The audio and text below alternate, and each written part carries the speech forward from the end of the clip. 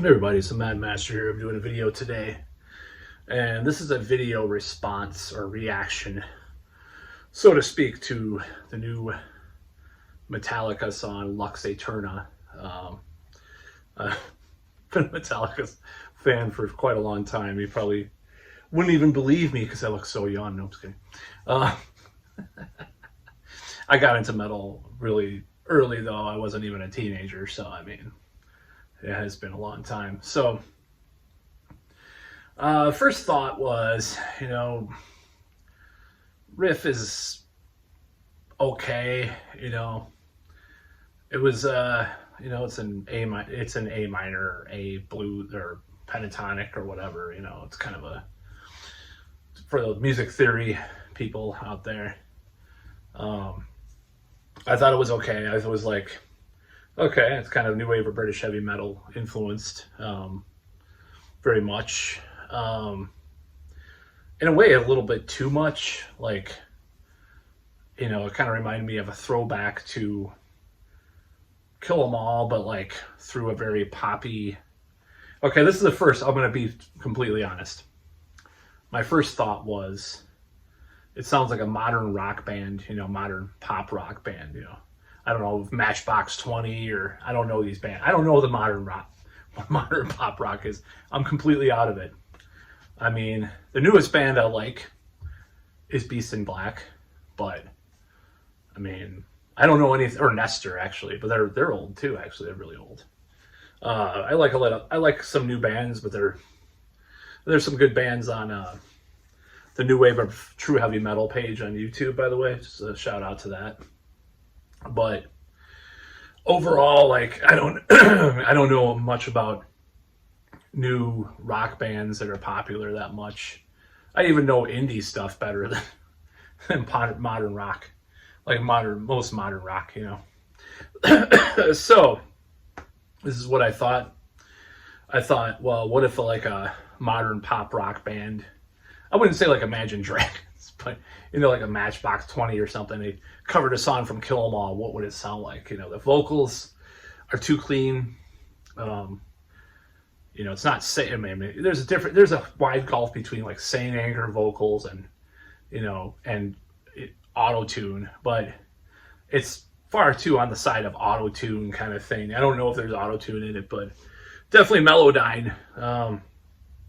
Drums sound really thin, but of course I just listened to it on my phone, so I don't know completely about that.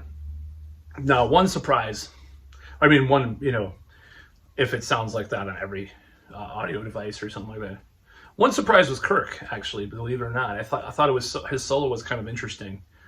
Kirk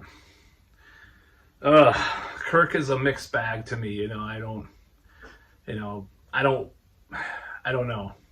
There's things I like about his guitar playing, and there's things I do not. I mean, he seems like a nice guy. I'd probably, be a nice person to hang out with or something, talk about horror movies and shit, But like, I don't think he's like, I don't know. He's very, he kind of stopped at a certain point, it seems like. Same with Lars as far as development. And they got stuck in a rut. And then didn't really push his skills as it is. Same with Lars. He was pushing his skills on. Lars was pushing his skills on Justice for All for sure, and Kirk probably on Ride the Lightning and Kill 'Em All because he was doing some stuff. Even maybe to some extent, a lesser extent on Justice for All. This is just my opinion about Kirk's playing on these albums. Of course, I consider their first 4 albums, metal. One of the metal gospels, along with like the first 7 Iron Maiden, the first 6 Judas Priest or 5 Judas Priest or whatever. It's like the 3 the holy sacrament of metal, pretty much, is those 3. That's just my opinion. I felt like that for a long time. My favorite band's Iron Maiden, but Metallica has been close at times than they used to, back in the day, especially, but maybe not lately, of course. I did buy the Ride the Lightning box set just because I wanted to have one of those. I thought it was kind of cool. I didn't buy any of the other ones because I couldn't really find any of them for less than like $200 at this point. So, or the point that I got the Ride the Lightning one, which was 2021, I believe. So, yeah, overall, I give it like a 4.5 out of 10. I could probably go lower or higher a little bit. I just don't think it's like the new Metallica, that is, I'm talking about. Lux Aeterna. The lyrics are kind of cringe too, because he's like, I think it's a Motor Breath reference, fast, whatever. I don't know. I didn't read the lyrics. I just hear some of the lyrics. I literally just watched it once, like 3 minutes before this video. So this is like a fresh reaction video. I think the Diamond Head reference is kind of cheesy, like lightning to the nations, or it's like, come on, dude. Come on, you're like 60 years old, man. I mean, can't you just, okay, it's not about liking stuff when you're older, or like other things when you're older, but you're anyways, liking certain things when you're older, doing certain things when you're older, acting a certain way when you're older. It's not like that. But it's someone like with a lifetime of experience writing songs and lyrics. You'd think that someone would do a little better than that. It's very calculated. See, this is a problem with Metallica. They're very calculated now. It's like, well, we got to sound metal because people didn't like those Load records, and I didn't really like it either. It's James.